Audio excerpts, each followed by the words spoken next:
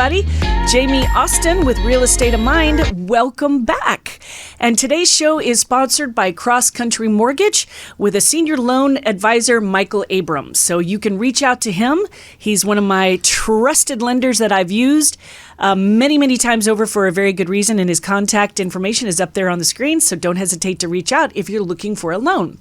Now, one of my very favorite exciting projects that I wanted to bring on was, I don't know about you, but what I'm hearing is, as a broker, I had to take a course. It was an elective course, but I was chosen to take an elective course on tiny homes. And I was just absolutely fascinated. And partly because we have a shortage of real inventory of homes. People are trying to get creative.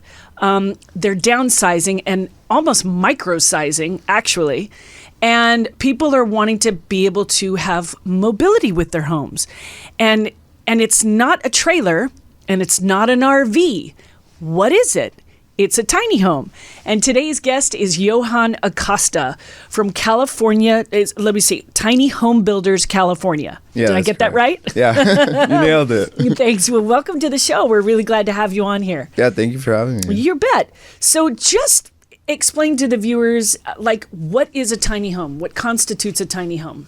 Yeah, I mean, I guess there's a lot of different types of entities that you could describe or a tiny home. So there's prefab, which are prefabricated, so they might be built in a warehouse, either sections of it, walls or the entire structure. Stick build, which are similar to ADUs, additional units. Yeah.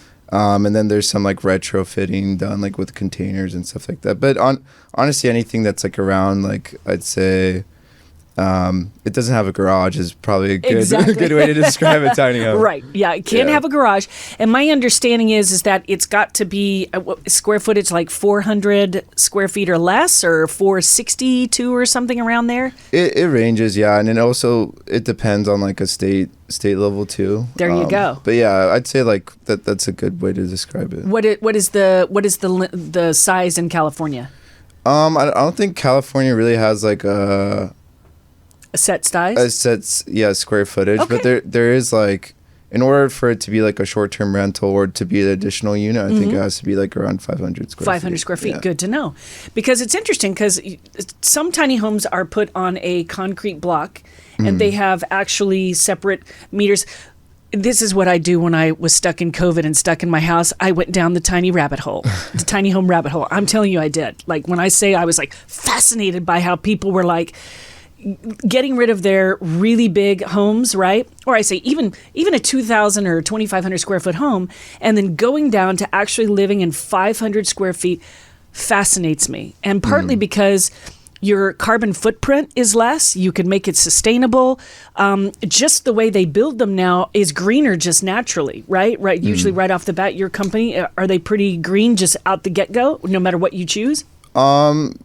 Could you elaborate on Sure, green? green, you use I know some of the insulation was doesn't use formaldehyde. Okay. Some of it was already built into not being toxic to the environment. Yeah, I mean, well, when you look at these, right, most tiny homes are new developments, so they're either built from the ground up, or they're built in sections and then delivered to the location that they're going to reside and then built there. So I'd say materials, definitely you're looking at more environmentally friendly, and I'd say a better governance from suppliers and vendors that you're working with for each tiny home that you're building. But it's curated towards what the client wants, so that they can definitely range. And I mean there are people that retrofit containers, and then there's people that build a tiny home, quote unquote, right? Just a really small or big house. But yeah.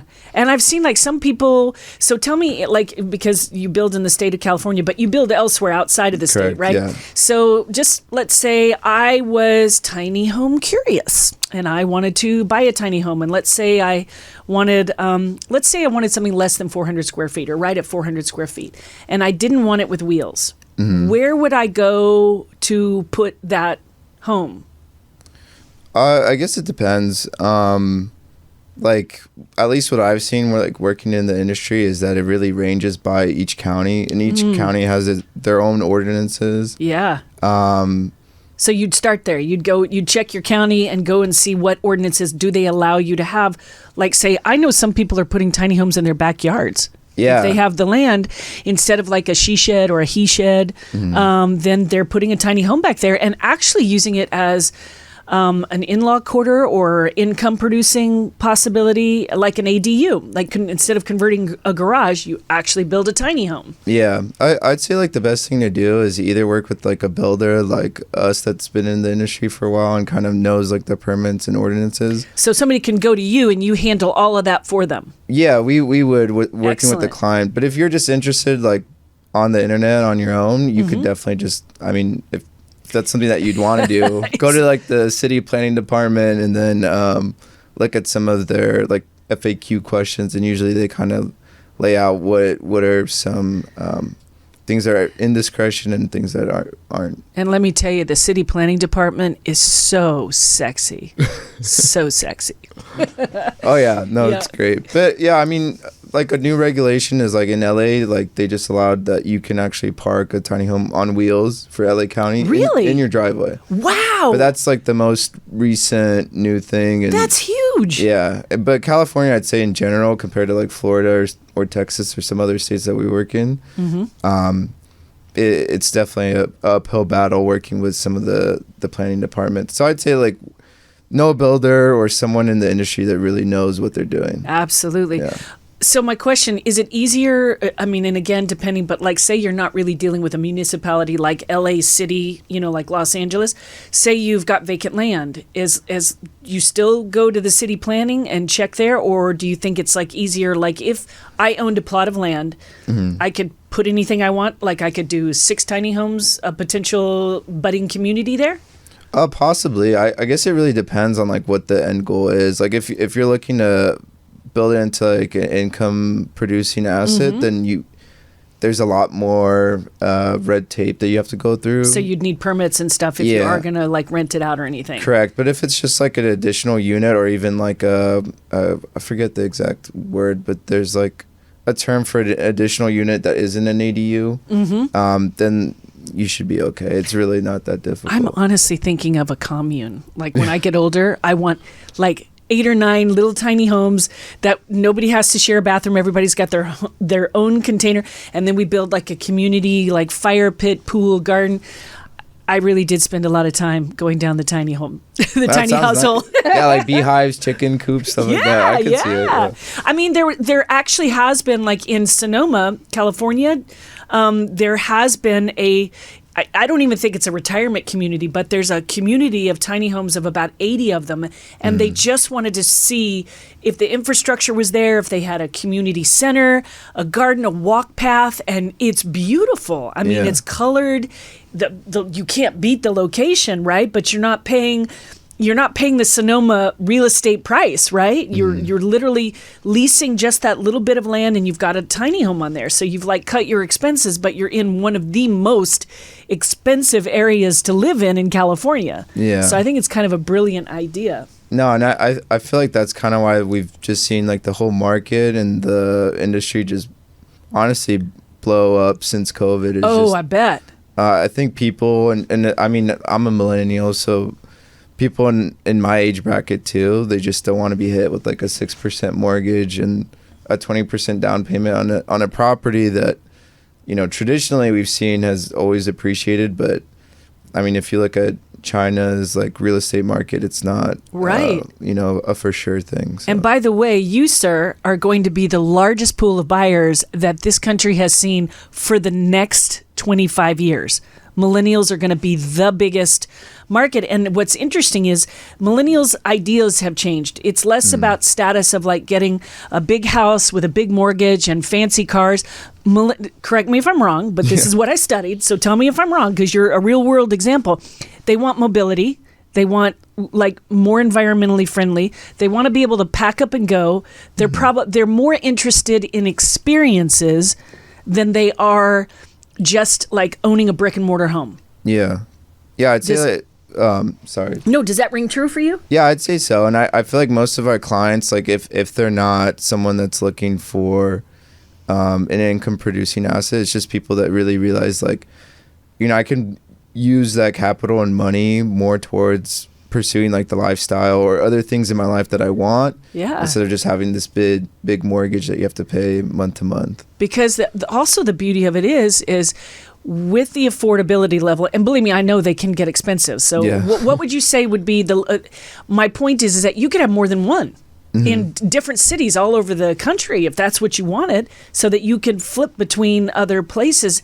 And with the big resignation that happened during COVID, people realized they didn't have to be stuck to their job, or if they did, they could maybe work remotely, which then opens up a world of opportunity for people to like have their house on wheels. And maybe they want to live in California, for 9 months out of the year, but then maybe they want to go back east in the fall, So it's really opened up a whole world. And I bet we're going to see, I've already seen an influx of tiny homes, like just increasing, and people being really tiny home curious. Oh yeah, most definitely. I think California is definitely isn't a leader in the market, but we're definitely catching up, and I think we're seeing a lot of growth here in California, and it's promising too in different counties.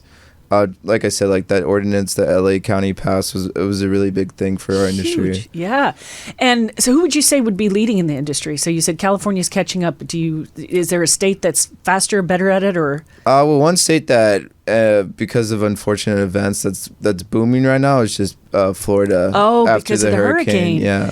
This is a way to get people some stable housing quickly. Yeah, in a way too, but also it's just I think it's like our turnaround time is a lot like it might take like a month for a prefab home to be completed. Wow. And then we have like a 3-month holding period for like logistics and contract work and architecture and the whole shebang. So like literally somebody could be in a home from like if there was a spot to lease, they could have a home on there within 4 months basically. They could have a home. I don't know if it could be on the they have to figure out what the city wants. What the city wants, but it wouldn't be your problem if that was the case. Like you could deliver the home. Correct. And if everything lined up with the city and they got their permits and everything, then they would be good to go. Yeah, and we're working with a couple of bigger builders now. We actually partner with ACH Builders here in California, but one of our bigger builders in Florida, we're working on possibly a contract to build like a tiny home community.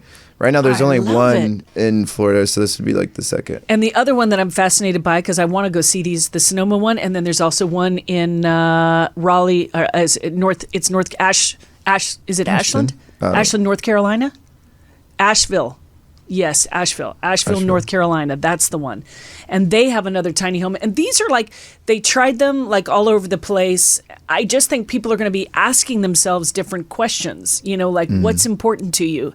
Yeah. And like whether it's mobility or like, like getting out of town or like downsizing so that you don't have as big a carbon footprint. And also it's just kind of interesting. I think when you have something that was just as devastating as the hurricane in Florida just recently. Yeah. People realized one thing: if they had themselves, they were okay. They had maybe their children or their animals.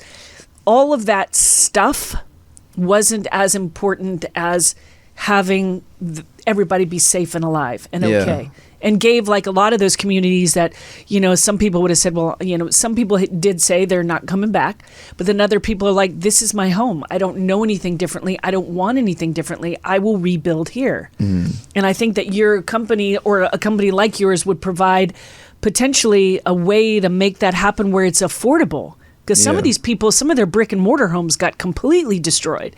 And it's like, you don't have to do it the same way just because that's the way it's been done, right? Yeah, 100%. And I think another thing too is specifically for us, but other builders as well, is like there's different financing options that are, you could work with like a private lender, a third party lender, or some builders have their own financing. We just started our own financing branch just because we saw the need, and the want from customers. But that's amazing. But yeah, I'd say like, so it's not like, you're paying out of pocket for like these big projects. And if it is like something that has a foundation or, some like tangible land value to it, then I mean, yeah, you can get some pretty good financing for a place that you're going to live in, and it's not going to cost as much as a mortgage. Right. So traditionally speaking, like I know a lot of people, you could get a regular mortgage for 20% down, 10% down, 5% down. Yeah. What do you guys require? Like if I wanted to just come in and have you build me a tiny home, I've got the land taken care of. It's not a problem, but I need your financing. What would you tell me I need? Usually it'd start like probably like 20% down if there's no like collateral that we could take on like a loan, and I can't really speak to. I'd have to get sure, like you're my finance guy. Yeah.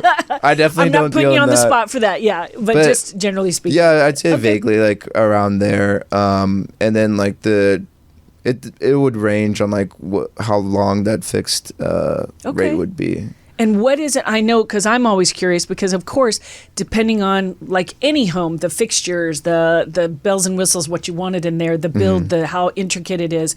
What is like for our viewers? What is like an average range price of a tiny home? And I know it depends on like wood or prefab or whatever. So the materials are definitely going to weigh in. But what would you say would be an average? Yeah, I'd say one thing that I did want to state that is a misconception is that like retrofitted tiny homes are like a really good deal. So like those container ships. Yeah. What I like to tell people is like they were built to be a container ship. Yeah. And right when you start cutting to create doors or windows, you're basically degrading the structural integrity. Oh, interesting. Yeah. So then you have to add in supports. You have to add in insulation. So it's more of like a showpiece or like a centerpiece. You're looking at probably the same price as if you just did a prefab or a custom stick build or a tiny home on wheels. Okay. But I'd say like the wheels range, I mean, they're on the lower end, so maybe like 50,000 to like 75K. Wow. Prefab, I'd say like 80. I mean, there's some really nice prefabs really out nice there ones. too. I've seen them, yeah. Like upper 100. Yeah, up to 200. I've even seen one that was at 400, but Yeah. it was like so well designed, and the stuff they used in there was like mind blowing.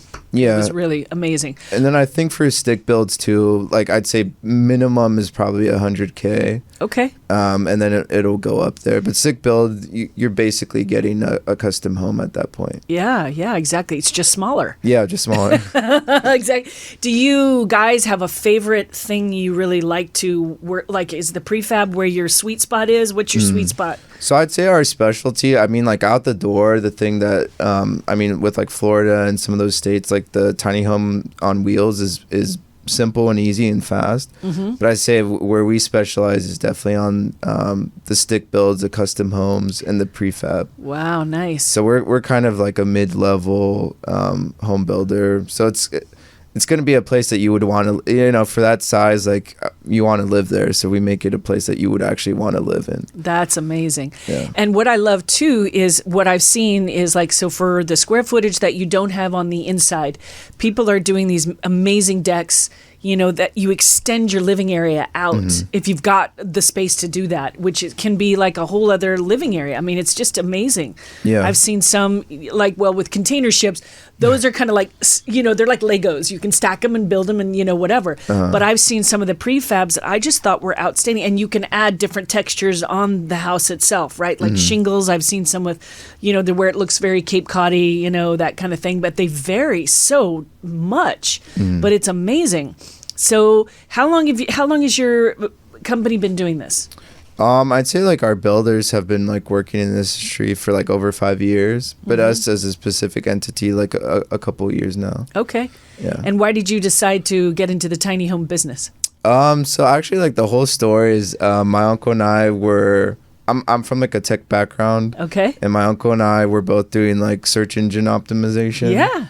And that was like way back before like COVID or anything. Okay. And then it kind of led into, after we saw a need and we saw like a lot of customers working with SEO, it moved from like, okay, let's just do small jobs, like finding handyman and painters. Yeah. And then moved all the way up to remodeling and then custom homes. And then we just kind of found our niche at the end of it. That's amazing. Yeah. Yeah, that's pretty cool because it couldn't have been at a worse time and at the perfect time to get the entree into the tiny home market. Yeah. Is there, tell me like the most interesting place that you've ever placed a tiny home. Interesting. Yeah.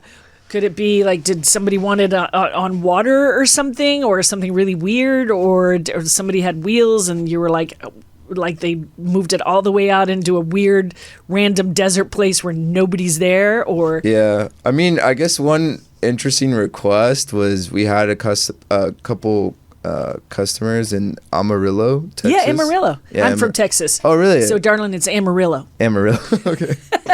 Yeah. But Think armadillo, Amarillo. Amarillo. Okay. I'll Yeah. remember that. That's maybe they were upset that I said the city name. No, well, if they are, they're just not nice. We Texas people are friendly enough to just correct you politely. Okay, Amarillo.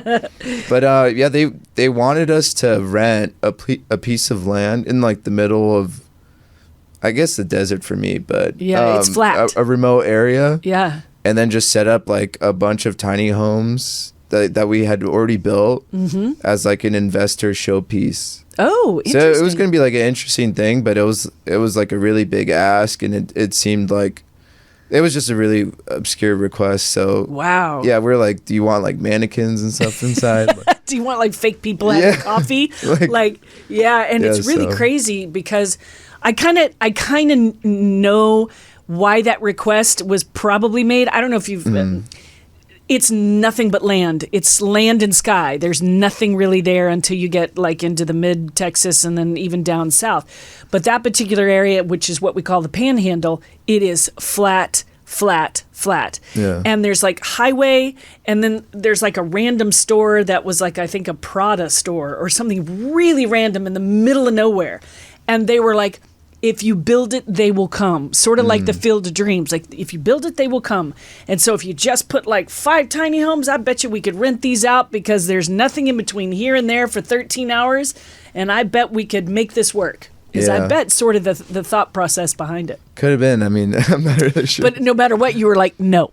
Yeah, I mean, it was kind of Too random. Yeah, it was an obscure request, and I think all in all, like, we're a pretty busy company. We have a lot of clientele, and it seemed fun, but just something I didn't want to handle at the time. Yeah. So county-wise, like, is there a specific county in California that's pretty easy or relaxed about tiny home rules and regulations and permits? I'd say a lot of, and this is like generally speaking, but a lot of counties that have like a high tourism, or a lot of their income deals with tourism, or they're like pretty rural, like San Bernardino. Yeah.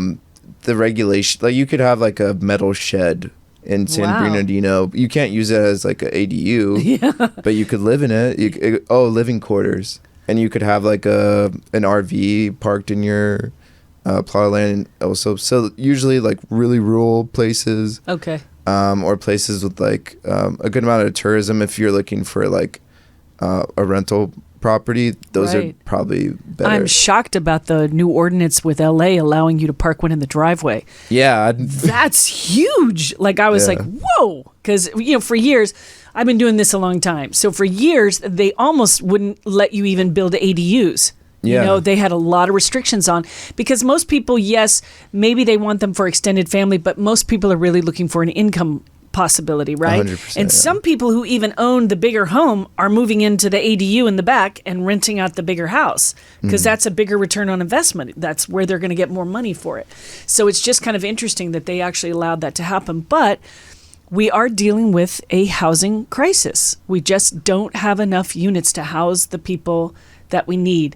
And I don't know if you saw this. This is kind of a random question, but on my way to, because I have in-laws that live in the desert in Indian Wells, and on the way to there used to be sort of like, I think it's right where the 60 and the 10 freeway meet.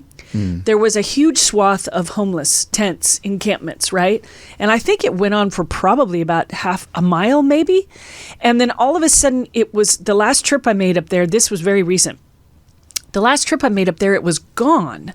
And there were these little tiny structures that had 4 walls with a front door. And I wondered if the state didn't experiment with like getting, and believe me, they're not even 200 square feet. Like they're probably about 60 square feet, but enough to put a bed in there and get them off the street. Yeah. So I wondered if there's something like that you see coming down, if there's a need, if they're looking at for the homelessness problem in cities. Are people checking you guys out for that, or has anybody approached you about that? Yeah, I think so. We actually we got a couple of requests for LA County for that exactly. I bet.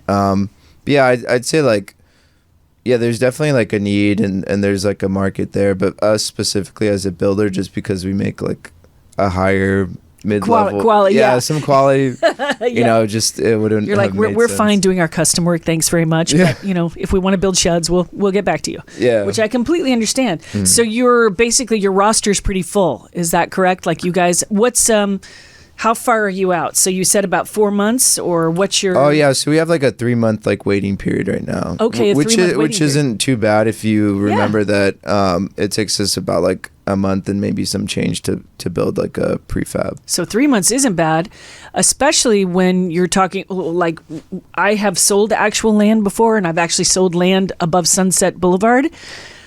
Wow. I mean, you know, just to even close a land deal in Los Angeles was bare minimum 180 days. And then the permits with the city, like the price of the land went up if you actually got the permits to build there and you had the right retaining walls there. And then I love it when people say, oh, you know what? I just want to go buy some land in Topanga Canyon and just like build something out. Well, then you get into the Coastal Commission, right? So you can't just put anything up. They have rules and regulations about all that stuff. Yeah. So just as simple as you can make it would be absolutely ideal. And then if you had it on wheels, is there a length restriction for the ones that are on wheels? I would say it really depends on like some city ordinances. They look like a lawyer handbook, and then some it's honestly just whatever, kind of the Wild West. Why? That's what you took the words out of my mouth. It is still of kind of a Wild West industry right now. Yeah, 100%. Yeah, so I feel like in the years to come, there'll probably be more regulation and more, I'd say like ordinances specifically towards tiny home. Like it wouldn't be ADU or right. It would be accessory a tiny dwelling. home. Yeah. Well, at least when I was renewing my broker's license, that's what the course was about. Like this is not going away. Yeah. This is really going to provide a solution for a lot of millennials, a lot of retirees, because also if you don't have that many places it's just a compact form of living that really is ideal for a lot of people. And so I think like them, I don't think it's going away. And I think you're going to start to see more and more communities, people either, putting one in their backyard if they've got the land and can get the permit for it. Yeah. Like it was interesting, one of my best friends she said she called it a she shed, but it's basically a prefab shed, right? She had to spend $20,000 for the concrete. It took 9 months to get the permit, and she was only putting a prefab shed on there with electricity, not even plumbing. So to me, what my understanding was in the training was that for it to be considered a tiny home, it has to be attached to a separate electric meter and water. So it has to have those two things for it to be considered a home. And if it's not a permanent structure, then it goes into a class of an RV. Yeah. Because that stuff, then you just kind of plug in like an RV park, right? But for it to be considered like a permanent tiny home, it has to have a gas meter and electric. Now you can do solar panels or whatever, which is what a lot of people are doing. So they're making these really amazing homes, and they lend themselves to the sustainability of like solar panels, recycled water, all that stuff, which I think is going to become more and more important. Are you worried? Is your generation worried about climate change and that kind of stuff? Yeah, I mean, I definitely am, and I think, I mean, one of the good things about tiny homes is that you still have all the luxury and accommodations that you would in a house, but you're just using a lot less. A lot less. Yeah, your water bill, your electrical bill, they're all going to go down a lot. If you could say like everything monthly is $60. And that's being probably on the high side. Because if you do solar, it's like $2.10 or something. And then water, maybe if you're recycling or you're drawing from a well, could be any of those things, but it's using a compost toilet as opposed to one that uses water, all that good stuff. It's fascinating. And I'm glad because it's like I'm probably going to be dead by anything that's going to happen by that time. But I do care about... You can see the effects now. It's not like we're waiting with hurricanes, tornadoes. And I'm from Texas where we'd get a good tornado, but not the kind where they descend on the city and there's 7 or 8 of them in the same night. And just like here, when I moved here 25 years ago, you'd hear about there was a fire every year. A fire, maybe fire, but not like 15 that just take over the whole state and the whole air quality, situation. So I think anything that we can do to contribute to, living a simpler lifestyle is not a bad way to go. Yeah, I agree. And I think like even just our turnkey, like base model tiny homes, like we've seen customers just save on pretty much every single utility that they have. And I think just the shift in mindset kind of brings into, okay, you have less space. Like you have like, you have to prioritize what you want to keep and what you want around your space. It's like living on a boat. Same thing. Like you have one closet, that's it. Whatever you need has to fit there. Yeah. So I think overall, it kind of shifts a person's mindset to just be more resourceful and I guess more intentional with what they're purchasing. And honestly, it almost feels like spiritual when people like tell us that they're going through and purchasing like a tiny home. It's like it's a big change. It's like a big shift in their life, and it's a shedding. Yeah, no pun intended. But it is. It's kind of like a shedding of extra weight. Yeah, I feel like I'm a big purger. Not a lot of people are, but I'm a big purger. I like to get rid of stuff because I just feel like it weighs you down. Yeah, and when you really make that commitment to live in 500 square feet or less, it's the same thing. Like you need 2 glasses, not 5 sets of, whatever. And you really have to be very purposeful, like you said, about your living. Yeah. Johan, I'm so excited. Thank you so much. I think we've really gone a wild gamut, but I love, how can people get to your company? Tell them how they can reach you. Yeah. So I'd say like the easiest, if you're in California, just type in tinyhomebuilderscalifornia.com. Easy breezy. Yeah, easy. And then if you're in Florida, it's tinyhomebuildersflorida.com. Love it. So yeah, it's pretty simple. We're coming out with social media in probably like the next month or so. Excellent. So yeah, look for that. But yeah, the easiest way is definitely our website. Yeah, because you have, like on the website, which I did look at the website, you guys have some really nice examples of different styles. And they're beautiful. Yeah. They're really beautiful. So I think that would be kind of interesting, and you should definitely go check it out for sure. Yeah. Thank you for coming on today and shedding some light. I'm going to get a lot of use out of the word shedding today, I think, but shedding some light on tiny homes. I think it's going to be an exciting adventure for you guys, and I think you guys are going to do really, really well. Yeah, thanks so much. Thanks for having me, and think tiny, Think tiny. And think big thoughts about tiny homes. Yeah, big thoughts, tiny. Well, this is Jamie Austin, and thank you so much. If you want to get in touch with me, Jamie Austin at the City of Angels, you can check us out online at thecityofangels.com. You can also check us out on Instagram at mycityofangels.com, and also OC and Me. We have expanded into Orange County. If you need a professional real estate broker that can help you get in to a tiny home potentially, or into a regular home, call us. We're right there for you at 310-806-3199. And again, thank you guys for coming to Real Estate of Mind. We love giving you really great, insightful information about the current real estate market. That's what we're here for. And if there's anything that we haven't covered, reach out. We'll cover it.